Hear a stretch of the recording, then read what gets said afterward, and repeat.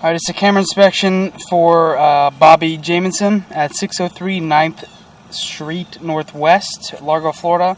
Zip code is 33770. We're just doing a general camera inspection to check out the line, see the condition before pre-purchase. Just want to see what we got going on. House was built in mid-60s, so we're looking to see some cast iron here, most likely all the way through.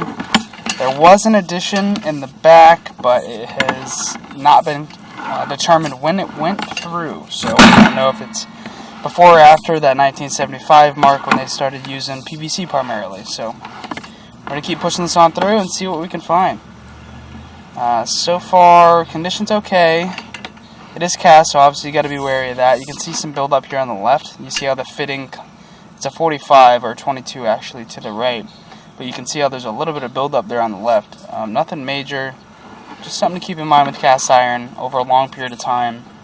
The cast will build up flakes, and if the line sits and dries out for a while, those flakes will fall off. Looks like we got a tie into left. Those flakes will fall off, and that causes big chunks of pipe to be inside of the line. Not necessarily pipe, but the shape of the pipe. So a little bit of buildup here on the bottom. Nothing crazy. So far, so good. And we got some PVC, so looks like the addition was done after 1975, unless this is just a tie-in, which it looks like it is.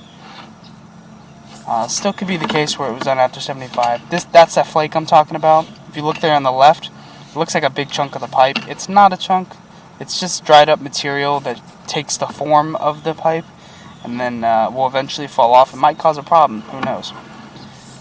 We got some more PVC, just another T. A little bit of a standing water here. It looks like the pipe may have shifted slightly below the level of the cast. Yeah, because there's a small climb there. You can see I have to go up and above the line, and I fall down. See that? There's a small bump there, so that can cause some issues, but again, nothing too incredibly bad. No roots or nothing like that. Getting towards the later end of this line, there is a lot more debris in this section. You can see the shape of the pipe on the top is very circular. If you look on the right, you can see those big chunks coming off. It's kind of hard for me to pinpoint out, but you can see that there's a distinct hip or kind of like a burr on the pipe on that right side. You can see those pieces are coming off little by little right there on the right. So definitely something to keep in mind when you guys start getting into the house and start running water. Again, a lot of debris on that right side. Looks like the flow of water kind of favors this right side a lot. Good amount of debris on the bottom. You can see it's flat instead of rounded. Yeah, we're getting more and more debris here. So you can see we kind of get these speed bumps now because of all those flakes coming off. And we lose that shape.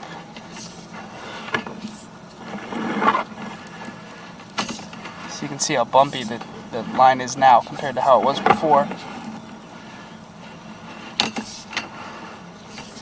So I'd say, realistically, underneath the house looks a lot better than outside of the house, which is good, in the fact that outside can be replaced a lot easier than inside can. So far, recommendations is we at least get this outside line looked at about possibly replacing.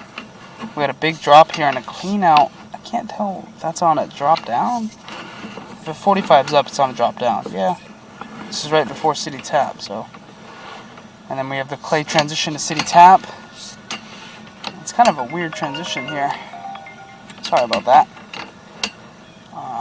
But yeah, we're at city tap now. So I'm gonna go ahead and mark this, and we'll pull backwards from here so we can find out what's going on and see the line on the top.